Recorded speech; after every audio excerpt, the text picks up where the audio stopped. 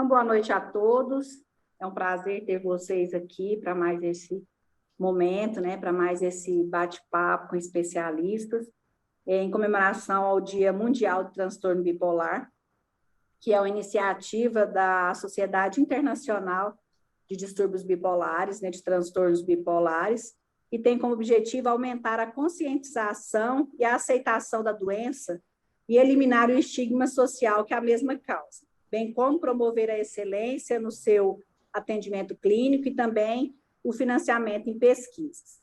Ele é celebrado no dia 30 de março, foi ontem, né, a data de celebração. Data de nascimento do nosso pintor holandês Vicente van Gogh, postumamente diagnosticado como provável portador de transtorno bipolar. Estima-se que a prevalência global do transtorno bipolar seja de 1 a 2%, podendo chegar até 5%.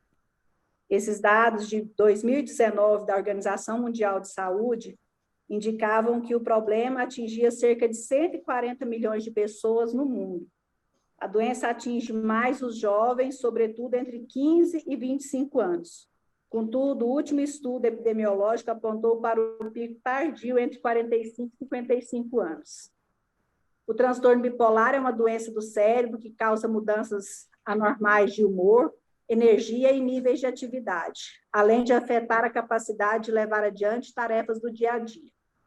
Sua causa exata é desconhecida, no entanto, estudos sugerem que o problema pode estar associado a alterações em certas áreas do cérebro e nos níveis de vários neurotransmissores, como noradrenalina e serotonina.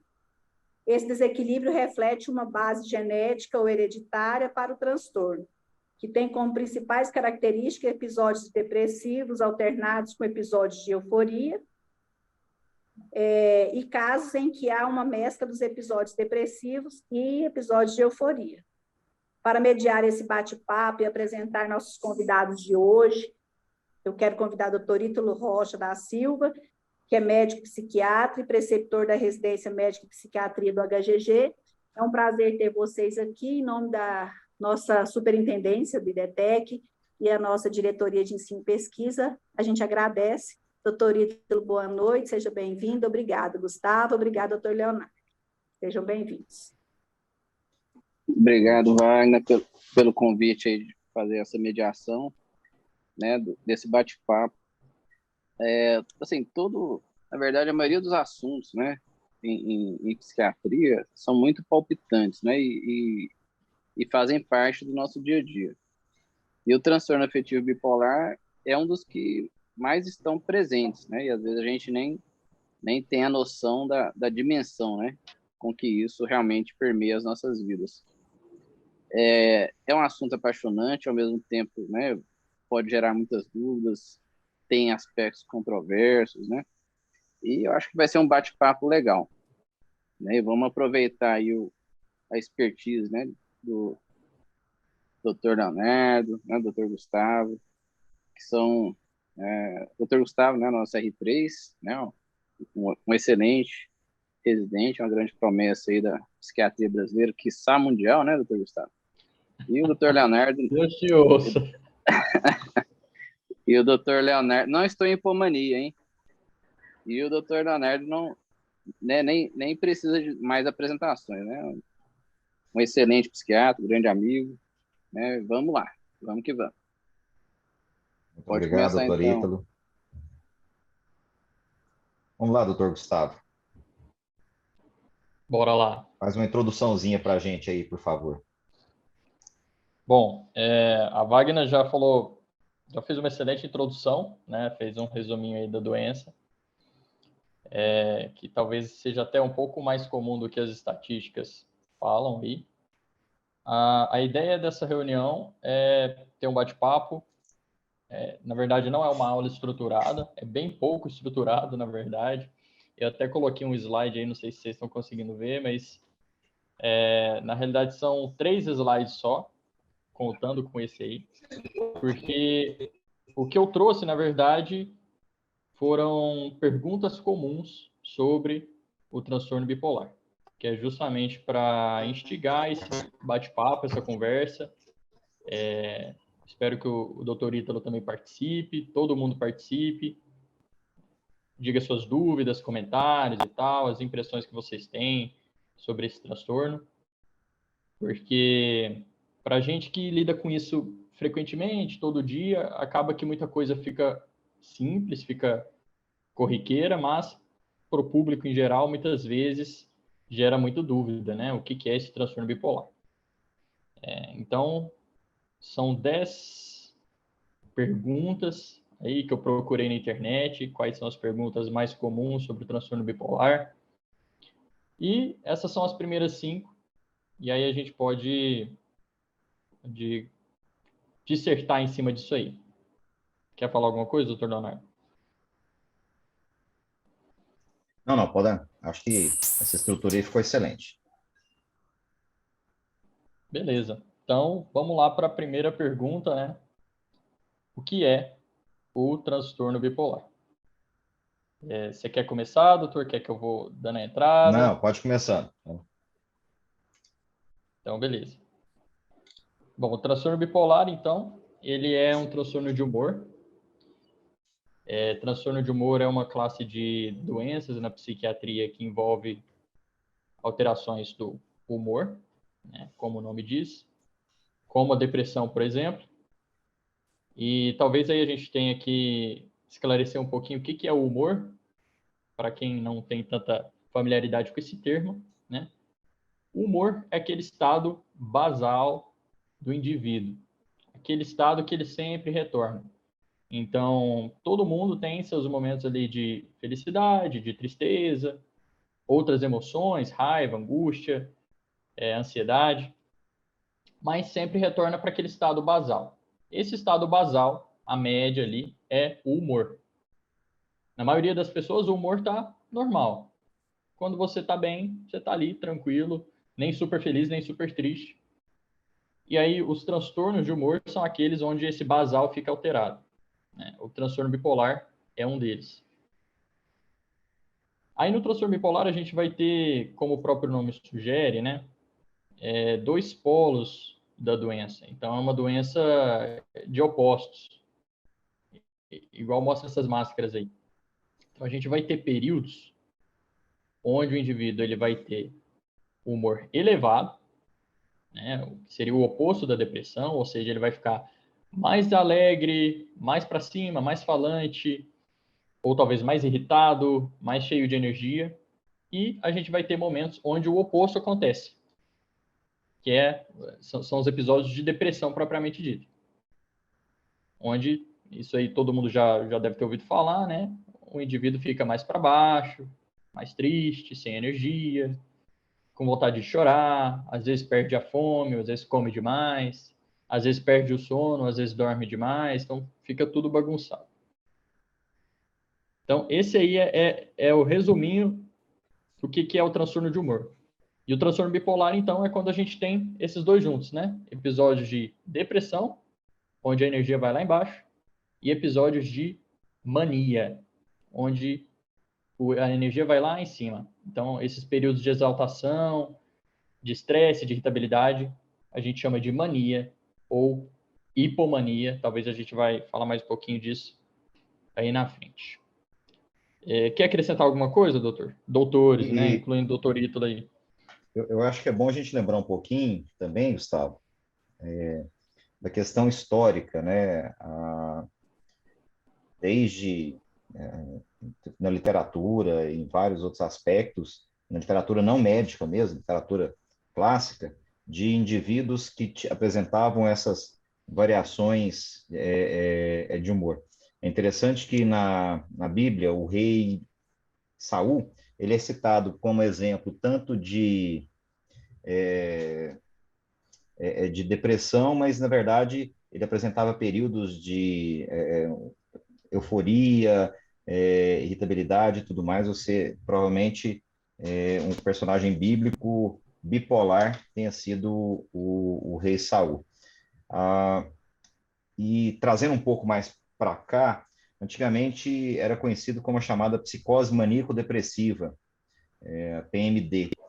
E é interessante que era um conceito em que tentava colocar o transtorno psiquiátrico dentro de algumas caixinhas, né? Então, ou tem depressão ou tem mania.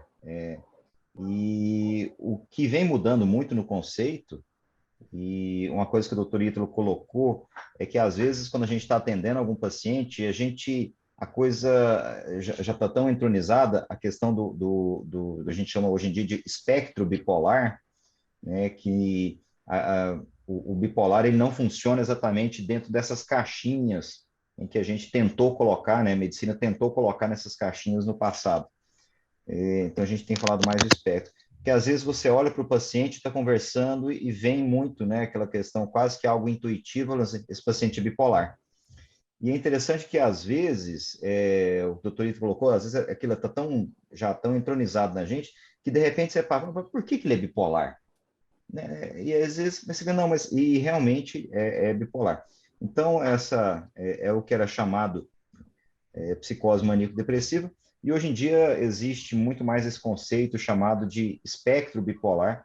Então, nós vamos ter pacientes de variados, de variados jeitos, né? Eu brinco que, né, quando alguém vem me dizer assim, né? Nossa, fulana tem jeito de bipolar. Eu respondo muito assim, não, então me explica qual que é o jeito do bipolar, por favor, porque, né, eu dou aula de psiquiatria e eu não sei, né? Porque tem bipolar de todo jeito, né? É claro, quando a gente for falar dos sintomas do transtorno bipolar, o Dr. Gustavo vai falar que, é claro, existe aquele bipolar que o porteiro do prédio faz o diagnóstico, né? O seu Zé do 702 é bipolar. Mas nós vamos ver que existe uma variabilidade muito grande de sintomas, né? De sintomatologia, de aspecto clínico, né? De espectro clínico relacionado ao transtorno bipolar. Pode continuar, doutor Gustavo. Posso só falar uma coisinha aqui? Deve. Por favor. Rapidinho. Primeiro, um trocadilho, né? No nome do Saul já estava escrito que ele seria bipolar, ó, porque Saul é luas ao contrário. Então ele tinha várias mudanças de fase. Mas tem uma outra coisa interessante também, só para descontrair. É que, assim, uma das coisas que eu acho, né, que deverá ser abordado futuramente é assim, um momento histórico, né, que a gente está vivendo, que a gente já vem vivendo há algum tempo, né, na verdade, que agora está mais intenso, que é essa globalização, né?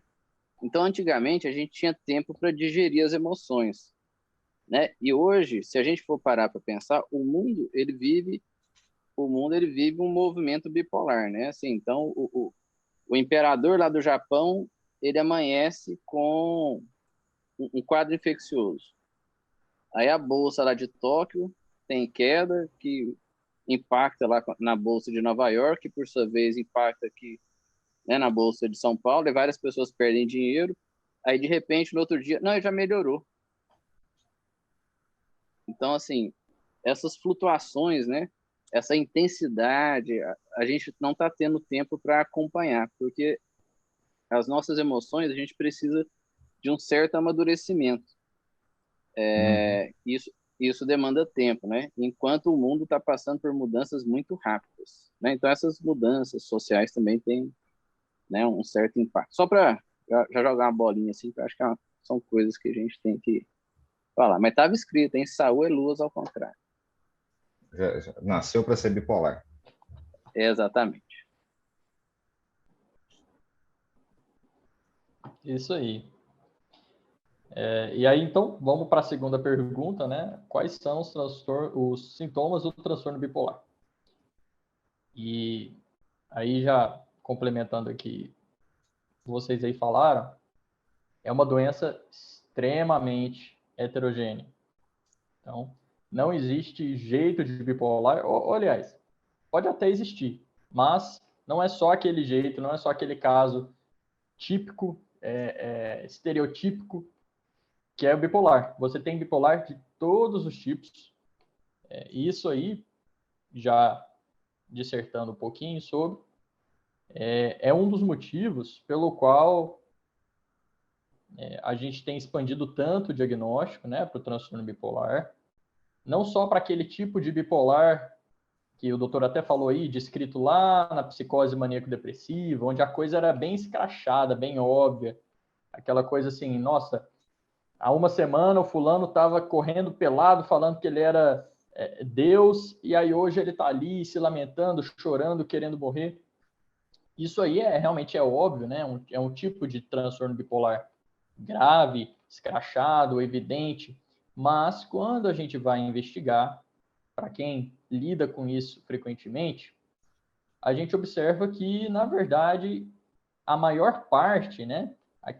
A pontinha do iceberg é isso aí que eu falei. Agora, a maior parte desse iceberg, que são as pessoas com transtorno bipolar, não são esse tipo grave, que necessita internação, que tem esses episódios assim fora da realidade, mas sim aquelas pessoas que têm momentos frequentes, muitas vezes ali desde a infância, de episódios depressivos, especialmente episódios depressivos.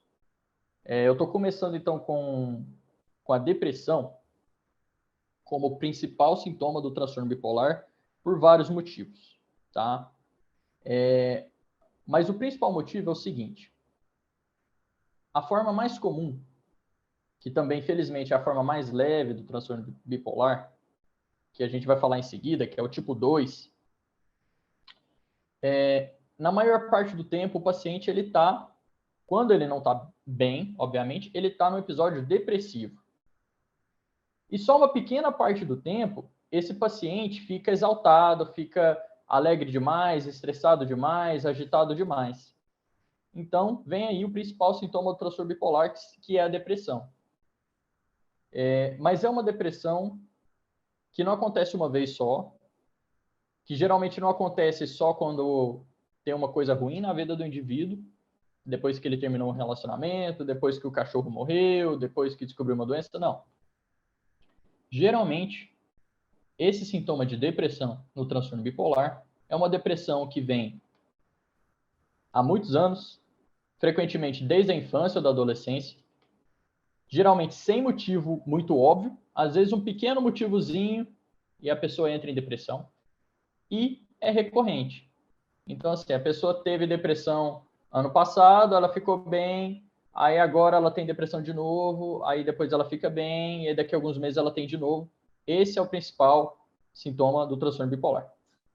E aí o que a gente vai investigar, né, como psiquiatra, é justamente o oposto. A gente vai ver se tem períodos que podem passar batido, né, de exaltação. E essa exaltação não precisa ser aquela coisa que eu falei, escrachada, da pessoa falar que é Deus e subir numa estátua e falar que tem superpoderes. Não, pode ser um momento ali, às vezes de poucos dias, onde a pessoa ficou muito falante, muito elétrica, sem dormir, sem parar quieta, ficou a noite inteira trabalhando, estudando, limpando a casa. Quando a gente encontra essa história de várias depressões ao longo da vida e alguns momentos de exaltação, aí a gente vai pensar no transtorno bipolar. Agora, dentro desses dois períodos, a gente vai ter vários sintomas. Por isso que é uma doença tão heterogênea, né? Então, na depressão a gente pode ter cansaço, fadiga, letargia, sonolência, pensamento negativo, vontade de chorar, pensamento de suicídio, vontade de morrer, tentativa de suicídio, prejuízo funcional, ou seja, a pessoa acaba faltando ao trabalho, ou não trabalha direito, não estuda direito, vai mal na escola, seja lá o que for. Prejuízo no sono, frequentemente aquela insônia que o paciente, insônia terminal, que o paciente acorda ali 3 horas da manhã, não dorme mais, ou não dorme de forma alguma, perda do apetite, ou às vezes até o aumento excessivo do apetite, perda da libido. Que mais, doutor Press? Que mais que você pensa aí do episódio depressivo? Uma coisa que é interessante a gente lembrar é que normalmente os episódios depressivos do transtorno bipolar, eles costumam ser mais, vamos dizer assim, mais intensos, né, do que da própria depressão. Eles chamam mais a atenção. Muitas vezes eles vêm associados com sintomas de delírios e às vezes até com alucinações mesmo, né, um quadro aí de depressão psicótica. Então, a tal ponto que, principalmente, assim, o psiquiatra um pouco mais experiente, toda vez que ele vê um quadro depressivo grave demais, o psiquiatra mais experiente, que tem estudado mais, a primeira hipótese dele vai ser sempre depressão bipolar. Toda vez que se vê uma depressão muito grave, né, aquela pessoa que emagreceu 20 quilos em um mês, aquela coisa grave demais, a gente vai primeiro pensar numa depressão bipolar, dado porque tipicamente as depressões bipolares tendem a ser mais graves, né? O risco de suicídio é muito mais alto na depressão do transtorno bipolar do que na depressão comum, que a gente diz. Agora, em relação a todos esses sintomas, né? Vocês veem que pode ter sintomas de alegria e às vezes existe o bipolar azarado, né, que ele não tem alegria. Quando ele tem o aumento de energia, ele fica irritado, fica nervoso, não dorme, né, fica mal, ele ganha energia, só que essa energia, ao invés de pegar o caminho da alegria, ela pega o caminho do nervosismo, né? Então, são pessoas que, nessa fase que seria de hipomania, essas pessoas tendem a ficar mais mal-humoradas, com piora do sono, irritadiças, impacientes, brigando muito, implicando muito, né? Como se diz aqui em Goiás, em linguagem psiquiátrica, muito querelantes e tudo mais. Então, eu pego isso aí de um amigo que dizia, né, sobre esse aspecto, né? Ele falava que é o bipolar azarado, né? Nem quando ele faz aumento de energia, ele melhora. E uma coisa que é interessante quando a gente fala de todos esses sintomas, né? Todos sintomas, e eu quero aproveitar uma coisa que o doutor Ítalo disse. Qual seria o sintoma que é comum a todo bipolar, né? Ao que tudo indica, o único sintoma que é comum a todo bipolar é ficar muito mal quando contrariado.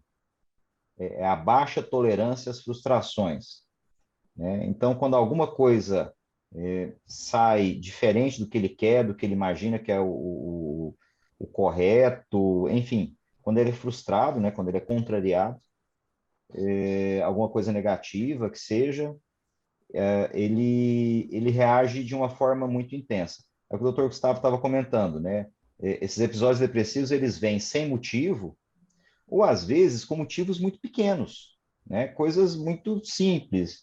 Olha, o cachorro está doente, pronto, acabou, minha vida acabou, agora não dá para fazer mais nada, vamos todo mundo morrer, para que eu vou trabalhar, meu cachorro adoeceu, e por aí vai. Coisas, muitas vezes, muito pequenas, né? Deflagram quadros depressivos mais intensos, ou irritabilidade, a depender, né? É lógico que por trás de um transtorno mental sempre existe uma personalidade, um temperamento, né? Então isso vai mudar, vai mudar. E aí a gente entra num mundo em que é muito imediato, tudo hoje em dia é extremamente fácil, então as pessoas cada vez toleram menos as frustrações. Então, principalmente falando-se de jovens, adolescentes, adultos jovens, então, está cada vez mais difícil a gente fazer essa diferenciação. Até que ponto essa pessoa tolera mal a frustração porque tem uma doença? Ou a questão psicodinâmica, ou ele nada mais é do que um produto do mundo de hoje, né? Tudo é muito rápido, tudo é muito fácil. O mundo enriqueceu muito nos últimos 20, 30 anos, né? Então, as pessoas se frustram muito menos do que se frustravam antes, né? Se você manda uma mensagem para alguém e essa pessoa demora 10 minutos para te responder, você já, pô, está demorando, né? Lembrando que há muito pouco tempo atrás, se você for analisar em termos de história da humanidade, uma mensagem demoraria 10, 15, 30 ou até mais dias para ser respondida, porque elas eram enviadas via carta, né? E isso tinha toda a questão de transporte. E às vezes pode parecer que é muito tempo, 40, 50 anos atrás, mas se você pega em termos de história da humanidade, 50 anos é muito pouco tempo, né? Muito pouco tempo. Então, cada vez menos frustrações, as pessoas se frustram menos, toleram menos as frustrações, e aí a gente, muitas vezes, né, no nosso dia a dia, cuidando de pacientes, a gente tem dificuldade, principalmente com pessoas mais jovens. Será que é uma intolerância à frustração patológica, doença, ou é apenas mais geração, sei lá qual, agora do século XXI, né? É isso aí. Pode continuar, doutor Gustavo. Vamos para o diagnóstico. Posso? Doutor Ítalo? Só uma outra coisinha a respeito ainda da depressão do transtorno bipolar. Ela pode, às vezes, aparecer com sintomas atípicos, né? Que é algo que a gente tem que ficar atento também. Em vez de ter insônia, às vezes a pessoa tem uma hipersonia, né? Aquela pessoa que não consegue ficar acordada. Aí a gente pode interpretar, mas é fuga. Não, pode sim, pode ser fuga, mas às vezes já demonstra que é um sintoma atípico que tem que, né, nos chamar a atenção para uma possível depressão de um transtorno bipolar, né, que ainda não dá para saber se é tipo 1 ou tipo 2, porque às vezes a pessoa só abriu o quadro ali. E assim, muito, realmente muito heterogêneo. Só estou dando um exemplo, né, da hipersonia, mas aquela, uma outra diferença que às vezes também, em vez de piorar logo de manhã, né, que são os sintomas piores da depressão normal, na depressão bipolar, geralmente a piora é mais vespertina, são depressões mais reativas, né, seja para mais ou para menos também, né, às vezes a pessoa está mal, está lá no fundo do poço, e de repente ela recebe uma notícia boa, e de repente ela fica alegre. Tanto é que alguns familiares chegam a falar assim, eu não sei se essa pessoa, né, não sei se o fulano ou a fulana está doente ou se está tirando onda com a minha cara, que ela fala que está triste, está deprimida, fica lá 2 dias no quarto e de repente uma amiga liga e fala para sair, ela consegue sair. Então, realmente é desafiante. É desafiador. E muitas vezes, aquelas depressões, né, que, para encerrar, a pessoa melhora, né, sem mais nem menos, não faz tratamento nenhum, ou faz qualquer coisa, toma qualquer água colorida, e de repente ela, não, agora eu tô bom, sarei. Né? E a gente vê isso aí às vezes, né, quando você vai fazer histórico de mulheres que tiveram depressão pós-parto, no passado, né, depressões gravíssimas, e aí, pessoal, mas como é que foi? Ah, eu fui melhorando, melhorando, e depois fiquei boa. Nossa, mas como que uma depressão grave, a doença, né, depressão grave, como assim fica boa? Não fica. Não, mas fiquei. Né? Isso aí é um outro indício, né, importante. Né? Principalmente quando são melhoras muito rápidas, né, doutorita? A pessoa estava numa depressão terrível, não saía, de repente, eu me Sim, lembro sim. de um caso de um paciente meu que ele ficou um mês na cama, levantando, sem levantar, e morava numa chácara, né, zona rural. Eu falei, mas como é que foi que o senhor melhorou? Ah, doutor, o sol é poderoso demais. Um dia eu abri a janela e olhei o sol e sarei. Eu vi o tanto que o sol era lindo e sarei e pronto, e fiquei bom. E aí, ou seja, na verdade, ele saiu da depressão e já começou a fazer uma mania. E aí, já saindo, já fui arrumar tudo e tal. Né? São, então, assim, cuidado com os milagres, viu, gente? Quando acontecem esses milagres, assim, depressão, nós da psiquiatria, a gente fica com o pé atrás, tá? O pé atrás. Vai lá, doutor Gustavo.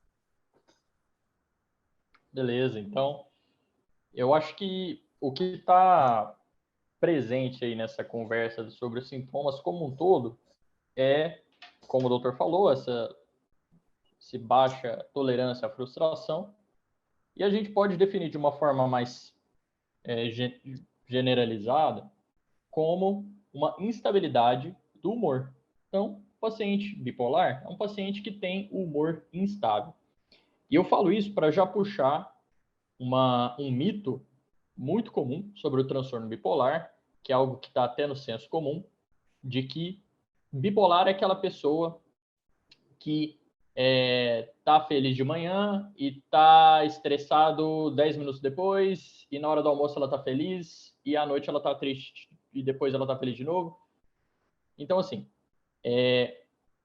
existe dentro do transtorno bipolar esse tipo de paciente que tem uma mudança de humor muito rápida, dentro do mesmo dia, às vezes fica feliz, fica triste, ou os dois ao mesmo tempo, mas lembrando que quando a gente está falando desses episódios de depressão e de mania, ou hipomania, a gente está falando geralmente de um período de dias, tá? Às vezes até semanas. E não é muito raro se estender até para meses. Então, assim, o mais comum não é o paciente bipolar ser aquele paciente que muda de humor de uma hora para outra, qualquer coisinha que você fala, ele estressa.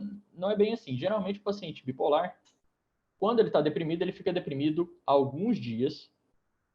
E quando ele está exaltado, né, em hipomania ou mania, ele também fica assim alguns dias. Passando então para a terceira pergunta, né, como é diagnosticado, como o transtorno bipolar é diagnosticado? Então, assim, de forma bem simples, quem diagnostica, quem é o mais apto para diagnosticar é o psiquiatra. Dependendo do médico, um médico generalista, talvez do postinho, que atenda muitos pacientes com queixa psiquiátrica, pode suspeitar e pode diagnosticar. Um neurologista, que muitas vezes recebe também pacientes que vão para o neurologista ao invés de ir para o psiquiatra, pode diagnosticar. Mas quem passa muito tempo lendo a respeito, estudando a respeito e vendo pacientes bipolares todo santo dia é o psiquiatra. Então, quem tiver uma suspeita de que tem o transtorno bipolar ou que alguém que conhece tem o transtorno bipolar, não caia na tentação de se autodiagnosticar na internet, ou no YouTube, ou no Instagram, ou baseado na opinião da vizinha. Não. O profissional que faz o diagnóstico é o médico. E mais um detalhezinho, tocando aí já nos outros profissionais da saúde mental. Então, psicoterapeutas, hipnoterapeutas, todo tipo de pessoal que atende transtornos mentais pode também suspeitar, mas o diagnóstico definitivo é um diagnóstico médico.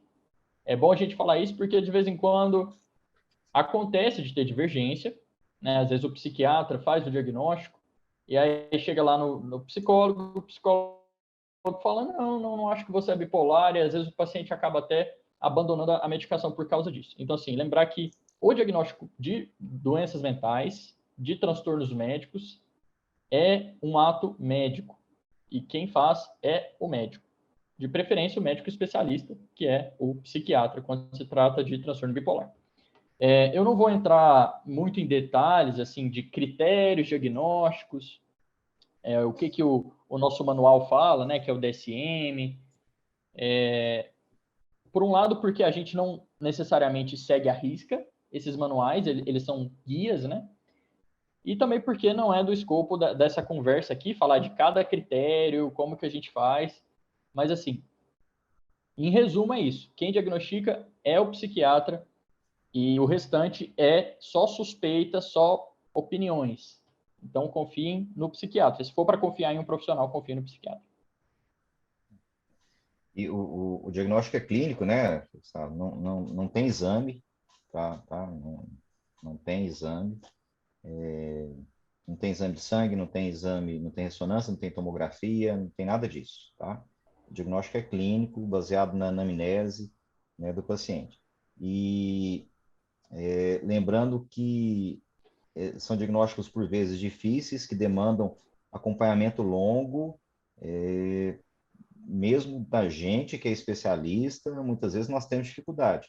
Agora, se a gente tem dificuldade, imagina quem não tem o treinamento, né, necessário para isso aí. Então, busquem o especialista, né? Busquem o médico psiquiatra.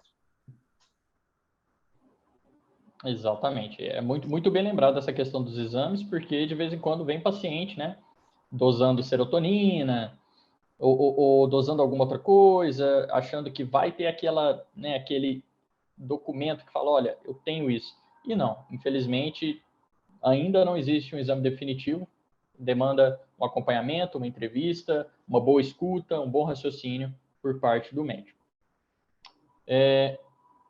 Próxima pergunta, né? Como que é tratado o transtorno bipolar? Então, essa é uma pergunta extremamente pertinente, né? Ok, fui diagnosticado, tenho um parente, uma pessoa que eu conheço que é diagnosticada com transtorno bipolar, e agora?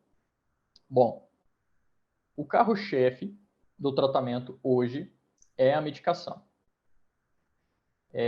Existem dezenas de medicações que podem ser usadas no transtorno bipolar. A cada dia que passa, surge mais uma medicação, mais uma terapia que pode ser aplicada no transtorno bipolar.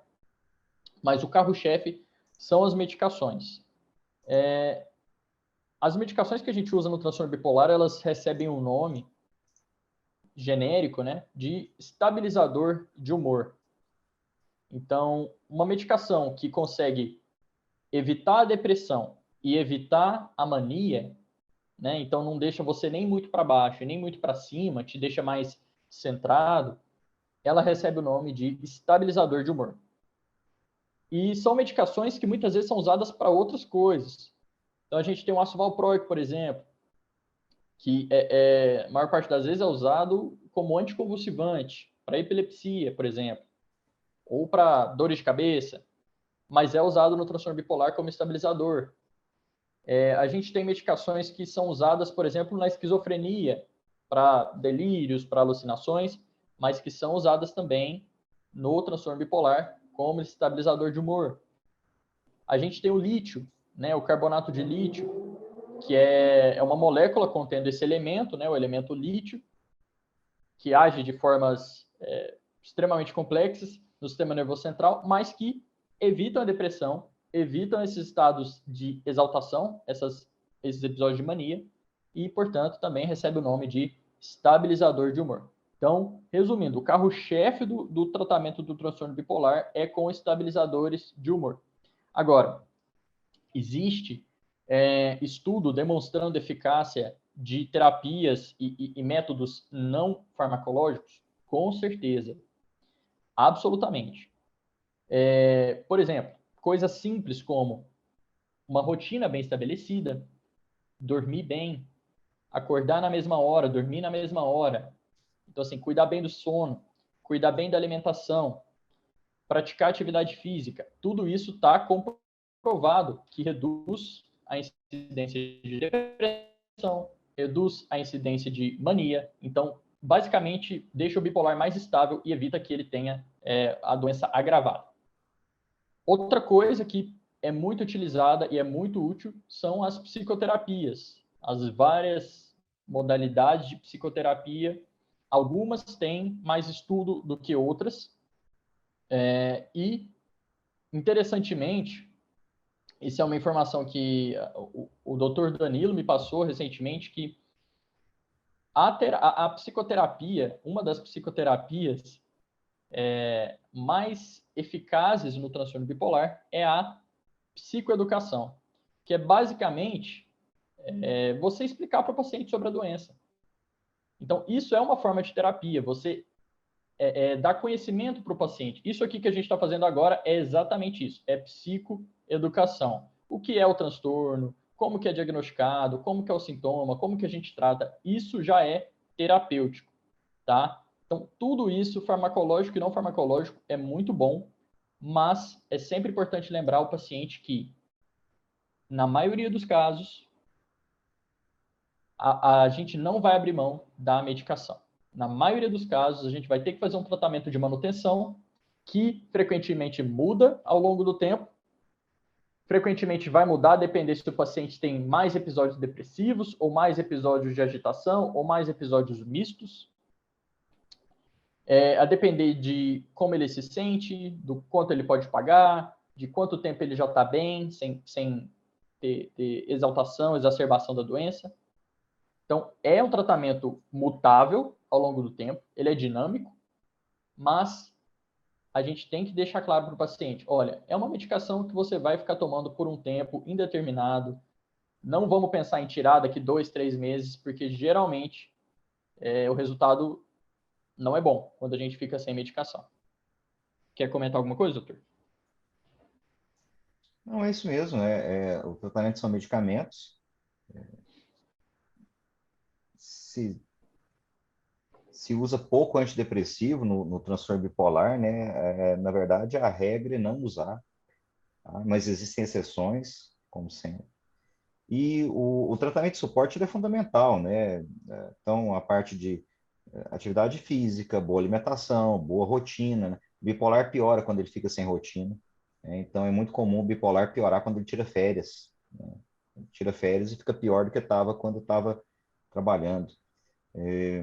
Então, isso aí é bom, gente, é bom para todo mundo, né? É a questão da psicoterapia. Meu Deus, psicoterapia te ajuda a se conhecer melhor, se entender melhor o mundo que você vive. Então, é óbvio que isso é muito bom. Os estudos colocam também, né, evidências para a religiosidade, né, a espiritualidade, e não exatamente a frequência religiosa, e sim as pessoas que são ativas, né, na denominação religiosa. Isso vale não só para o transtorno bipolar, mas para todos os transtornos mentais. E é isso. Boa alimentação, acordar a hora certa, acordar mais, né, não precisa madrugar, mas acordar um pouco mais cedo, dormir o tanto que seu corpo precisa. Isso não é bom só para o transtorno bipolar, não, gente. Isso é bom para todo mundo, né? Isso é maravilhoso para todo mundo. Maravilha. Bom, a próxima pergunta é algo que a gente já tocou. Qual a diferença entre depressão e o transtorno bipolar? A gente já falou algumas diferenças.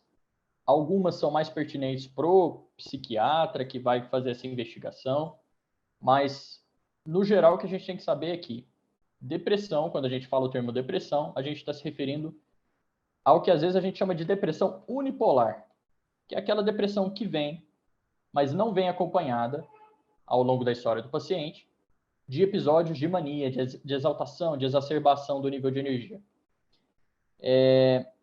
A diferença, basicamente, é que no transtorno bipolar você tem o outro lado, né, da depressão. Você tem momentos de depressão e você tem momentos de impulsividade, de agitação, de agressividade. Então você tem o outro lado da moeda.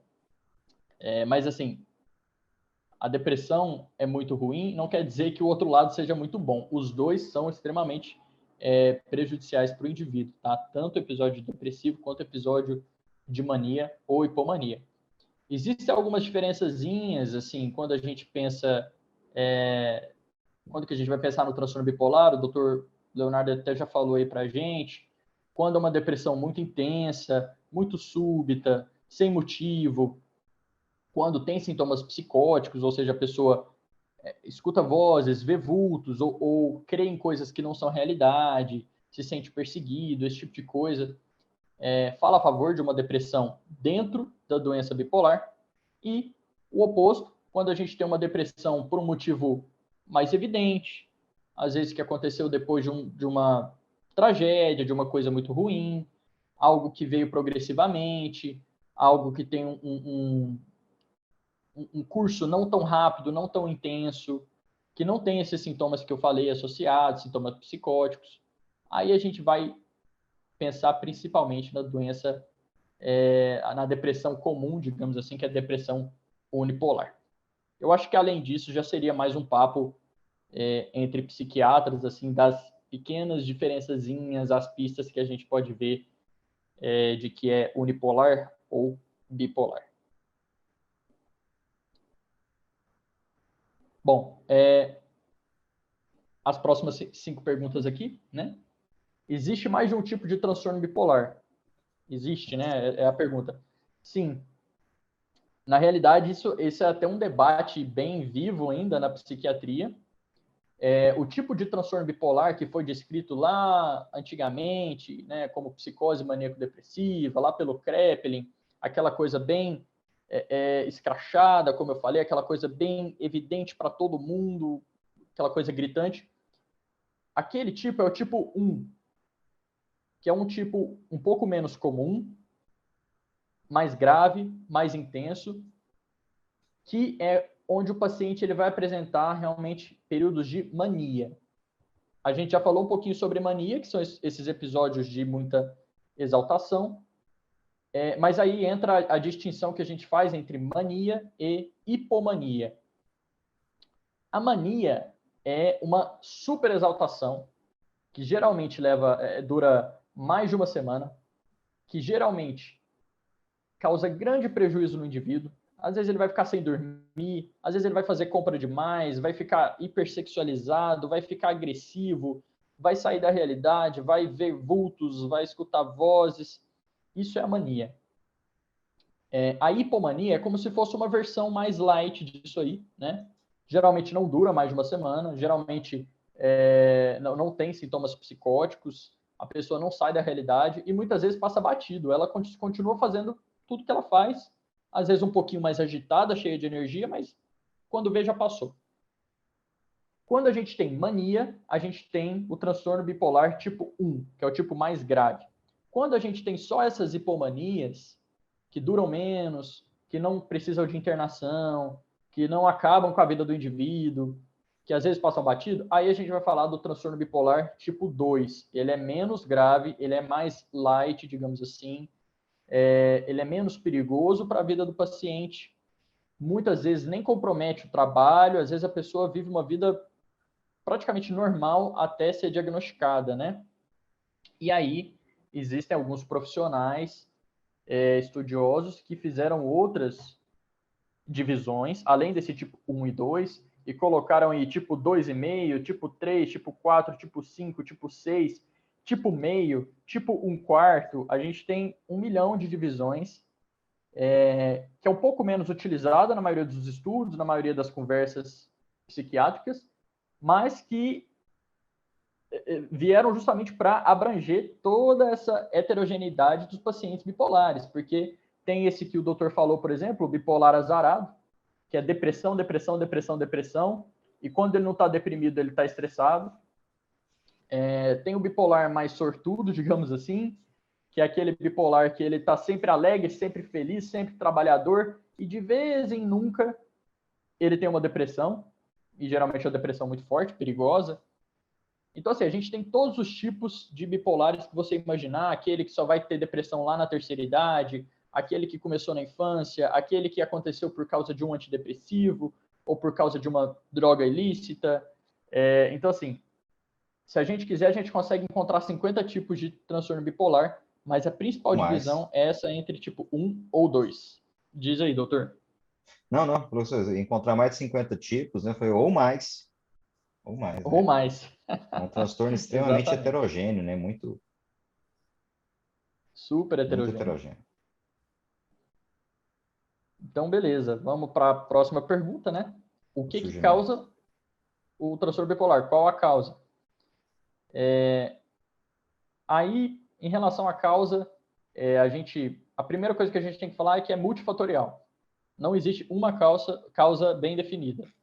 Tá? Não dá para falar que é só genética, não dá para falar que é só criação, não dá para falar que é só os hábitos do indivíduo, mas é basicamente uma junção dos três. No geral, é uma doença altamente genética. Tá? É algo que a gente sempre vai investigar, a gente vai sempre suspeitar quando tem um bipolar familiar próximo, primeiro ou segundo grau, né? Pai, mãe, irmão, filho, tios, primos, ou pessoas às vezes que não foram diagnosticadas, mas que têm indícios, né? Por exemplo, pessoas que cometeram suicídio na família, ou que já foram internadas por conta do estado mental. Então, assim, a genética é muito forte no transtorno bipolar, mas existem indícios de tudo quanto é coisa. Uma criação conturbada aumenta a chance, traumas na infância aumenta a chance, negligência, alterações alimentares, uma alimentação ruim pode aumentar a chance, hábitos ruins como sono irregular, excesso de estresse aumenta a chance do desenvolvimento do transtorno, né? Ou de piorar um transtorno já existente. Mas o resumo da ópera é o seguinte: não existe só uma causa, mas a gente sempre leva em consideração o histórico familiar, a genética desse indivíduo. Antes de tudo, a gente pensa na genética. Não é toda doença psiquiátrica que é assim. Algumas a gente vai pensar mais na criação e tal. Agora, no caso do transtorno bipolar, a gente pensa muito na genética.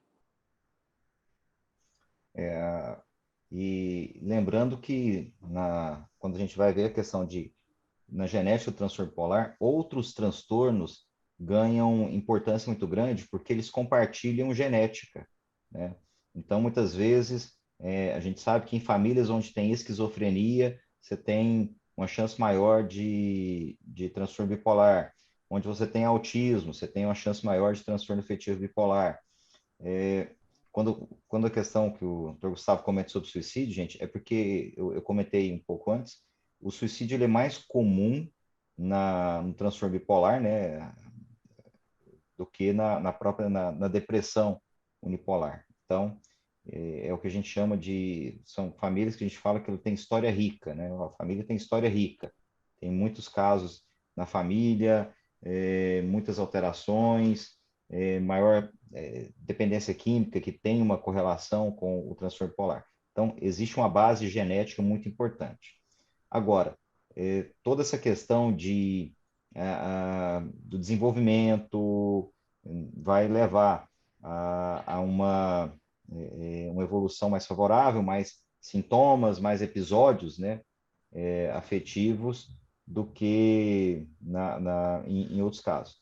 E aí ganha uma importância muito grande o uso de drogas, né? Então, a gente sabe que o uso do álcool leva a uma tendência a maior episódios depressivos no transtorno bipolar, e outras drogas, como a maconha, né, aumenta a chance de episódios psicóticos, né, de episódios com delírios, alucinações, e então isso é muito importante. Mas não são só essas drogas, qualquer droga, né, muitas vezes remédios. E é interessante que, por exemplo, às vezes você vai a um ortopedista com um problema de dor nas costas e ele te passa um antidepressivo, que é um remédio bom para dor nas costas. E aquilo provoca deflagra um episódio, né? Então, não são só as drogas ilícitas, não, né? Muitas vezes medicamentos também podem estar nessa situação. Você vai no endocrinologista querendo perder peso e ele te prescreve sibutramina. E após o uso de sibutramina, é algo que é frequente. A gente vê episódios, né? A pessoa começa a tomar sibutramina e desenvolve um quadro depressivo gravíssimo, muitas vezes com sintomas de delírios e tudo mais, né? Ou seja, é aquela pessoa que tem uma tendência genética à bipolaridade e aquilo foi acentuado, né, ou agravado por medicamentos ou drogas, e aí a partir daí nós podemos dizer que a doença começa, né? Então a pessoa tinha traços dessa bipolaridade e a partir dali a doença começa. E é interessante que muitas vezes depois que a doença começa, ela tem vida própria. Não obedece muito ali o que a gente quer, né? Como a maioria das doenças, né? Como a maioria das doenças. Vou continuar. Perfeito. Exatamente.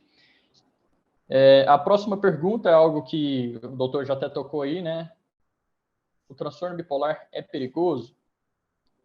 Bom, ele pode ser perigoso, especialmente quando ele não é diagnosticado ou quando o paciente tem o diagnóstico e não faz o tratamento, ou quando ele continua praticando coisas, seja uma rotina estressante, ou seja o uso de drogas, né, que pioram a doença.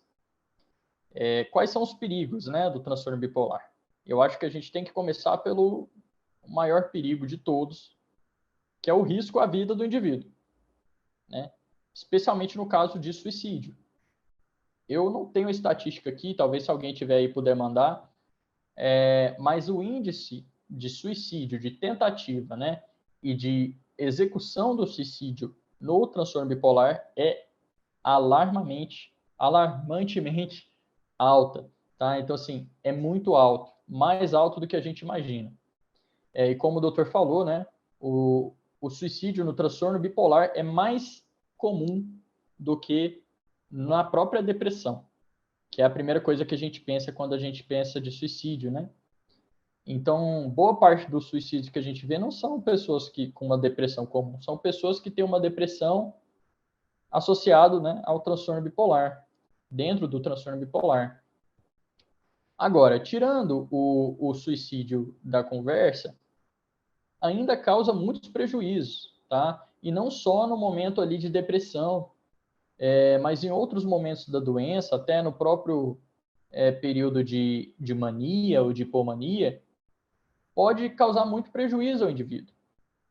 É muito comum as pessoas ficarem com muita impulsividade, então gasta muito dinheiro, faz muita besteira, fala muita besteira, viaja, coloca a própria vida em risco, né? Faz coisas assim extremamente arriscadas, às vezes em busca de adrenalina, coisas que a pessoa fez ali de impulso sem pensar duas vezes, e muitas vezes isso também arrisca a vida do indivíduo, não pelo suicídio, mas simplesmente pelo perigo que ele passa a correr pelo comportamento impulsivo, né, imprudente, ali da fase de mania e de hipomania, além de poder causar prejuízo a outras pessoas e até dano, né, a outras pessoas, violência mesmo. E nos momentos de depressão, a gente sabe também o quão prejudicial é o episódio depressivo, né, compromete o funcionamento, o trabalho, o estudo e por aí vai. Então, assim, é uma doença perigosa, requer bastante cuidado, bastante carinho pelo psiquiatra, pelos outros profissionais, especialmente no quesito adesão ao tratamento. Então, muito, muito, muito cuidado na hora de sugerir para um paciente bipolar não tomar medicação, ou fazer o teste, ou às vezes pular a medicação e usar uma substância, né? Isso aí pode ser muito grave para o paciente bipolar. A gente está até acostumado, né, com bipolar abandonar tratamento, né? Então, eles já costumam abandonar tratamento. Então, se alguém sugerir, aí que eles vão abandonar mesmo. E isso é extremamente arriscado, né? Nós temos inúmeros casos que a gente acompanha, que a gente conhece, de pessoas que não suicidaram, mas levaram a família a uma tragédia financeira, por gastos excessivos, traições, durante aqueles fases de mania, né, de alegria exagerada, algumas pessoas desenvolvem hipersexualidade, e isso leva a traições, né, e isso desagrega toda a família. Problemas, leva muitos problemas de relacionamento, em trabalho, então são pessoas que o bipolar não tratado, não adequadamente tratado, mais risco de desemprego, mais problemas acadêmicos, mais problemas financeiros, né? Muitas vezes as pessoas têm uma noção que é bipolar, então quando ele está agitado, ele trabalha mais. Normalmente a pessoa na hipomania, ele trabalha mais, mas a produtividade não é boa. Certo? É alguém que monta muitos negócios, mas ele monta negócios que não são viáveis. Tá? Então, ele abre uma coisa, quebra, abre outra, quebra, abre outra, quebra. E é todo mundo que consegue, né, tem estrutura financeira para aguentar vários negócios quebrando, vários... Não, a imensa maioria das pessoas não tem essa estrutura. Então, é muito interessante a gente ficar lembrando os bipolares que deram certo, enquanto a imensa maioria não dão certo. Não dão certo, tá? Então, a gente vê às vezes aí o pessoal romantizando, né, a bipolaridade, artistas e tudo mais, sendo que, na verdade, é um transtorno, é uma doença que vai levar a prejuízos sociais, financeiros, emocionais, afetivos, de várias espécies. Né? Então, sim, é perigoso, leva a muitos problemas no relacionamento familiar, né? Separações entre problemas com pais e filhos e tudo mais. Então, é perigoso, sim, precisa ser olhado com muito carinho, com muito cuidado por todos que estão aí acompanhando o caso. Queria só fazer um adendo aí, pegando essa questão do perigo do transtorno bipolar, né? Que já foi falado. Um dos grandes perigos é a negação da existência da doença, que leva à não adesão, né, ao tratamento. Ele fala, não tem isso, essa doença não existe, eu não sou louco. Uma outra coisa que, né, o doutor Leonardo falou agora, que também é muito importante, que é o romantismo, né, que existe em torno da doença, né, de achar que quem tem transtorno bipolar é gênio, é uma pessoa que tem um QI acima da média, é uma pessoa extremamente criativa, né, os grandes gênios da humanidade, né, tiveram transtorno bipolar, se tivessem sido tratados, não teriam conseguido. O Chico Anísio não, o Chico Anísio falou, tratou e se não fosse tratamento, ele não teria conseguido nem 80%, né? Eu posso falar porque ele mesmo disse isso, né, numa entrevista. Era E público, né? também é público. E também uma outra coisa que é interessante, que os pacientes nos dizem, né, e a gente tem que saber orientar. Quando eles sentem, né, aquela sensação boa, né, prazerosa, de que está tudo certo, geralmente no quadro de hipomania, eles têm saudade disso, né? Tem um saudosismo. É como se eles quisessem viver aquilo o tempo todo, né? Então eles têm como se fosse uma melancolia, um saudosismo de ser assim. Então eles acham que ser normal é sem graça. Eu tenho uma paciente que ela tem transtorno bipolar. Aí ela me perguntou assim, doutor Ítalo, como é ser normal? Como é não ter transtorno bipolar? Aí eu vi que aquilo era uma armadilha, né? Aí eu falei, não vou responder que é sem graça, porque senão ela vai falar que eu queria ter a vida sem graça, ou senão ela vai falar que a vida é ruim. Eu falei, não, vou responder isso aqui de uma forma diferente. Aí eu até falei de um caso de um pintor que está num dos livros do Oliver Sacks. E esse cara teve, eu não lembro se é um AVC ou um aneurisma, o Leonardo deve ter lido, né? Esse livro, provavelmente. Não sei se é o Antropólogo em Marte. E aí, esse cara, esse pintor, ele perdeu a capacidade de ver cores. Então, ele via tudo de forma monocromática. Ele via tudo, assim, em tons de cinza. Não é do livro lá, não, mas ele via tudo em tons de cinza. E como ele era pintor, ele teve um quadro depressivo, reativo, né? Ficou mal pra caramba, achou que a vida dele profissional tinha acabado. Mas depois disso, ele começou a perceber, não, peraí, esse tom de cinza corresponde ao verde, esse tom de cinza é o verde escuro, e assim, né, ele voltou à atividade. E, segundo lá a conta, né, eu vou acreditar no que o Dr. Oliver Sacks escreveu, ele passou a pintar de forma mais bonita ainda, mais harmoniosa. E não foi necessário ele ter um quadro de hipomania, nada disso. Então, diante da doença, ele não negou a doença que ele tinha, mas ele começou a olhar para aquilo como uma possibilidade de mudar a vida dele.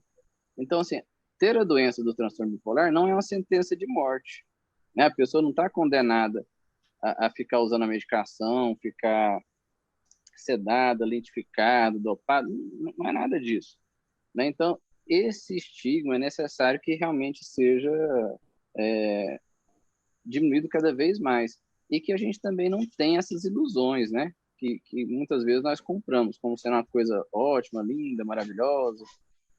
É uma doença que é passível de tratamento e quanto mais estável a pessoa ficar, melhor será a vida dela. Isso não tira dela a criatividade, nada disso, né? Então, assim, isso é passível de ser adequado no tratamento, né? A psicoeducação, como o Dr. Gustavo disse, é muito importante para que a pessoa entenda, né, que existe sim uma vida que pode ser melhor, né? E essa negação, essa não aceitação do fato de ter que cuidar, né, de si, de mudar hábitos, é isso que é mais prejudicial. Eu acho que esse é o maior perigo do transtorno bipolar, né? Fora esses outros que foram apontados aí. Mas era isso que eu queria, esse adendo que eu queria falar. Perfeito, muito bom. Obrigado, doutor. Próxima pergunta. O transtorno bipolar necessita de internação? Eu acho que talvez isso seja um temor de muitos pacientes. Nossa, mas então quer dizer que eu vou ter que ser internado, eu vou vou ter que ir para o hospital, vou ter que usar camisa de força, ou seja, lá o que for que passa na cabeça do paciente. Mas, assim, a grande maioria não necessita internação. Agora, existem alguns tipos, como a gente já citou, de transtorno bipolar mais graves, como o tipo 1, onde, por alguns períodos, pode ser indicada a internação. Ou para que o paciente tenha uma resposta mais rápida, para que a gente possa monitorar ele de perto, usar doses mais altas de medicação, de uma forma que não seria possível em casa, né? No hospital a gente consegue controlar isso muito melhor, com muito mais segurança, e especialmente quando o paciente está colocando em risco a própria vida ou a vida de outros. Existe um período, um momento que pode ocorrer no transtorno bipolar, que a gente chama de estado misto, que é quando o paciente ele tem muitos pensamentos negativos, muita tristeza, muita angústia, mas ao invés de ele ter pouca energia, ele está cheio de energia.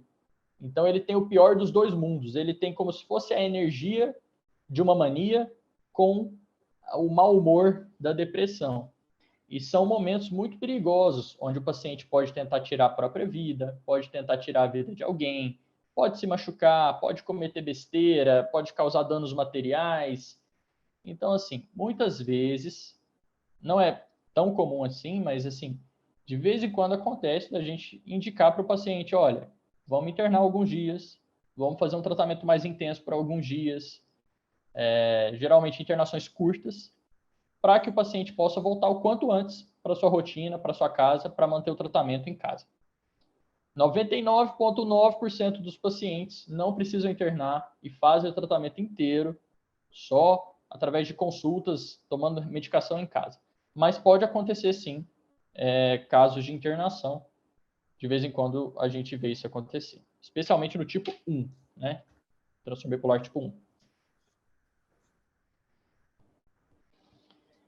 Pode Bom, ficar próximo, pessoal. E para terminar, até foi coincidência que essa pergunta foi por último, não foi planejado, mas assim, eu acho que é uma excelente pergunta para terminar, que é possível ter uma vida normal tendo transtorno? E eu acho que talvez os doutores, aí, o doutor Leonardo, o doutor Ítalo, tenha mais experiência para falar do que eu, já atenderam dezenas de vezes mais pacientes do que eu, mas assim, preliminarmente, pelo que eu já vi até hoje, a resposta é 100% sim. Tá? Dá para ter uma vida normal, rica, feliz, saudável, cheia de coisas boas, dá para ter família, dá para casar, dá para viajar, dá para ter cachorro, dá para ser bem-sucedido, muito bem-sucedido, desde que a pessoa respeite a doença, respeite o tratamento, seja sincera consigo mesma, com o psiquiatra. O que vocês acham? É isso mesmo. Sim. É interessante, né, que como sempre, né, psiquiatra, não dá para ter uma vida normal. A gente sempre fala, mas qual que é uma vida normal, né?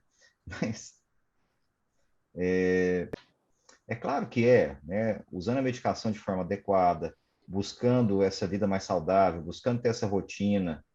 E a questão da psicoeducação, né? Tentar amadurecer essa avaliação, né, com o paciente, né, com essa questão da psicoeducação, né, não ficar, poxa, mas por que eu tenho isso? Olha, porque eu não sei, mas vamos ajudar o paciente a ter uma visão mais madura, né? Não interessa o porquê, interessa que tem, e vamos viver, vamos buscar aí, né, trazer a questão para poxa, igual a quem tem diabetes. Por que eu tenho diabetes? Pô, não interessa o porquê. O que dá para fazer?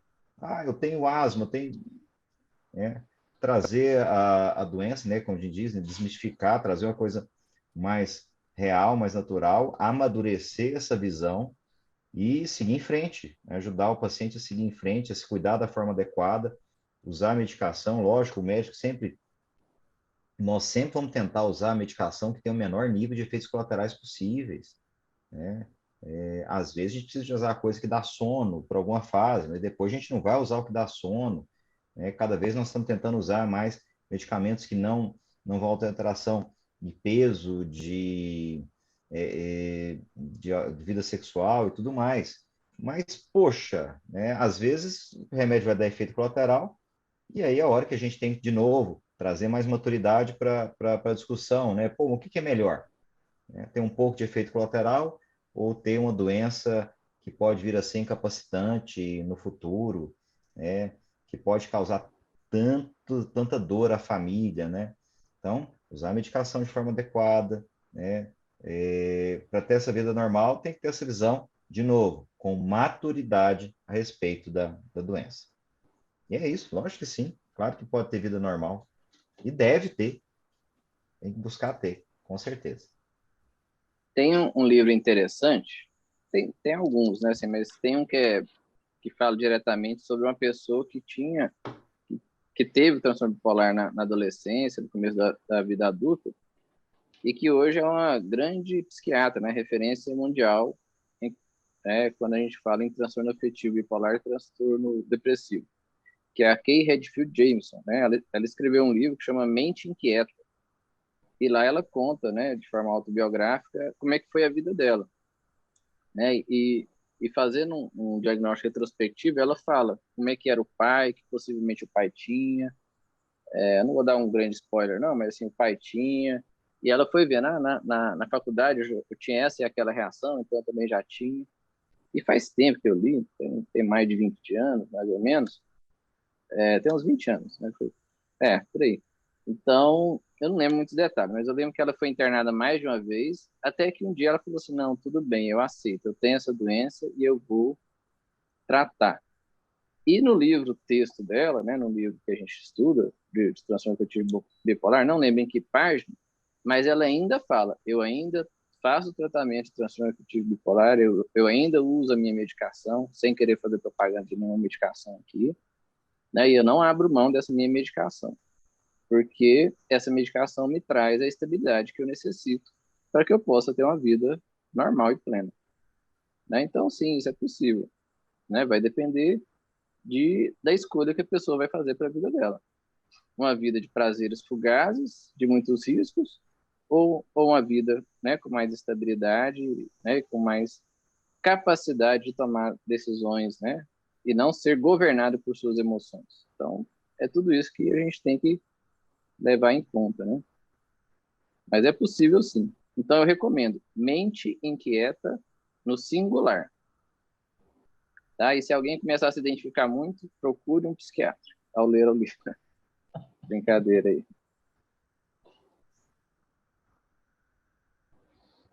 Muito bem. Então, é isso, né? Uma doença muito interessante, dá muito pano para manga. É uma das doenças mais interessantes da psiquiatria, muitos tratamentos, muitas formas de apresentação. Uma doença que pode conviver tranquilamente com o indivíduo sem problemas e também pode causar um problemão. Mas é isso, esse foi o bate-papo. Aí eu vou deixar para a Wagner encerrar, se alguém quiser fazer pergunta, fazer algum comentário. Mas as 10 perguntas que eu encontrei na internet, as mais perguntadas, foram essas aí. Eu acho que deu para falar muita coisa sobre o transtorno. Foi ótimo, ótimo. Bom mesmo, parabéns aí. Foi muito legal.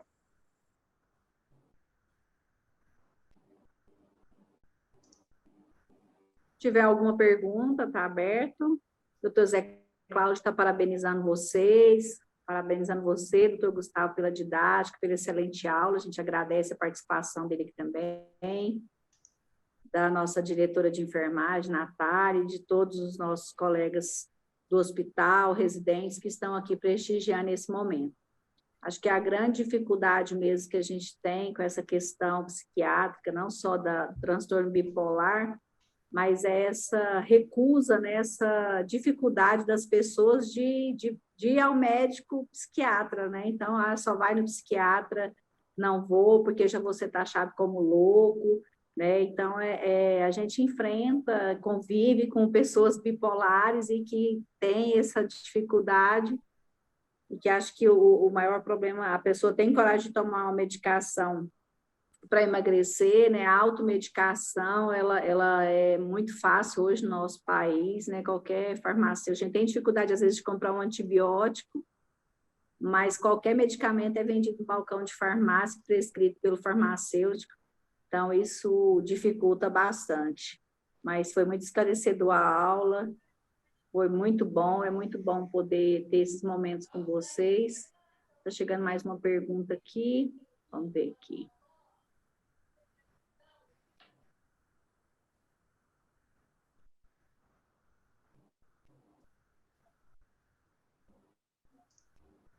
Parabéns a todos Que momento muito bom, os colegas psiquiatras, né, do HGG, muito bom. Torito, eu acho que você pode fazer encerramento, doutor Gustavo, doutor Leonardo também. Fiquem à vontade para encerrar. Começar, doutor Gustavo. Bom, eu acho que eu já falei demais, estou cansado já da minha própria voz, mas eu queria agradecer pelo convite, poder falar aí com o Dr. Leonardo Prestes, com o Dr. Ítalo, me senti muito honrado de ser chamado para esse bate-papo, mas é isso aí, adoro falar sobre a doença e foi muito interessante poder falar livremente. Obrigado. E foi muito bem, viu, doutor Gustavo? Parabéns aí, o modelo, certo? E agradecer a presença aí do doutor Ítalo, enriquecendo, como sempre. Agradecer a Wagner, agradecer ao doutor José Cláudio nessa oportunidade da gente estar aí trazendo um pouquinho mais de informação. Acho que isso é um papel fundamental nosso no HGG, tentar melhorar essa percepção a respeito dos transtornos mentais, né? Muitíssimo obrigado a todos pela presença. Eu quero agradecer novamente o convite, né? E parabenizar, eu gostei muito do modelo, viu, doutor Gustavo? Gostei, ficou bem dinâmico, né? Deu para fazer um bate-papo mesmo, né? Um bate-bola, assim, como se fosse uma troca de informações, né? Como se fosse uma mesa redonda. Ficou bem legal, né? Não ficou muito exaustivo, não, né? Ficou assim bem fluido, né? E bem fácil de qualquer pessoa entender. Ficou muito legal, ficou bacana. E, ao mesmo tempo, trouxe várias informações, né? Então, é um assunto assim que, né, demandaria muito tempo, né, muita discussão, mas para aquilo que foi a proposta, ficou excelente. E no mais é isso, agradecer, né, a participação de todos e até uma próxima aí. Estaremos juntos em breve. Deus quiser. Com certeza. Então, boa noite a todos, muito obrigada pela participação. Até mais. Tchau para vocês. Boa noite, Tchau, gente. Uma boa obrigado. noite. Boa noite, obrigado. Tchau, tchau, boa noite.